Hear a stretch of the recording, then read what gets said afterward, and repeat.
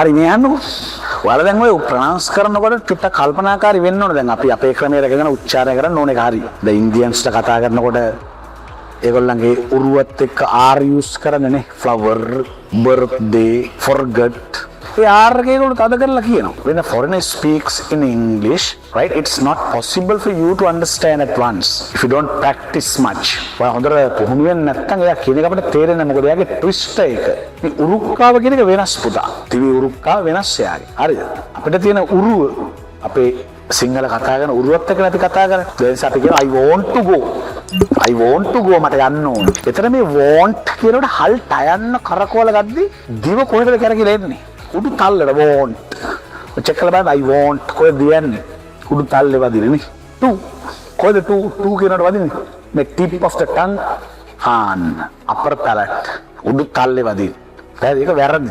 ඒක නියම ප්‍රොනන්සියේෂන් එක එන්නේ පුතා මෙන්න මේ ඉස්සරහ දත් දෙකේ පිටිපස්සේ දත පටන් ගන්න දර විදුරු මහාර සෙට් කරන්න T කෙලවර. I want දිවිද ගේන්න ඕන හිතලා මෙතෙන්. I want to teach you. I want to teach English. අන්න දැන් නියම ප්‍රොනන්සියේෂන් එක නේද? අර කතා කරන්නේ එහෙම තමයි. අපි කියන I want to teach you. No problem. Have you known me? අපි ඒක දැනගෙන තමයි විකෘති කරන්නේ. එහෙම අපි මේ සංසිද්ධිය දැනගෙන අපිට විකෘති කරන්න පුළුවන්. එහෙම අවුලක් නෑ. ගොඩක් ඔය ජනප්‍රිය දක්ෂ කතිකව කතා කරද්දි ඔය ප්‍රොනන්සියේෂන්ස් නෑ. හැබැයි දෙයාට හරියට කියලා තේරෙනවා. එසත් T නෙමෙයි. T 2 10 20 22 Tamil teachers took a train Trincomalee today.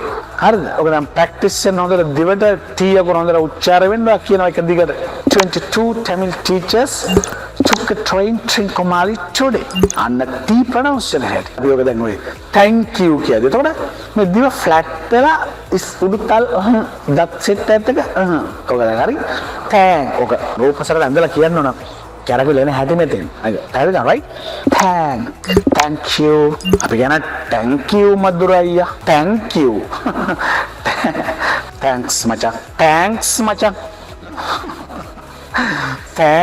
not thanks but thanks. දැන් අදින් පස්සේ T pronounce කරනකොට අර මං කියපු තරට දිව ගේන. ඒ දිව ඉතින් හරියටම ගේන එක ඔබේ වැඩක්. මට ඔය කට අල්ලගෙන අතෙන්ද දාපන් මෙතන දාපන් කෙරබෑන දිවනේ. ප්‍රැක්ටිස් කරලා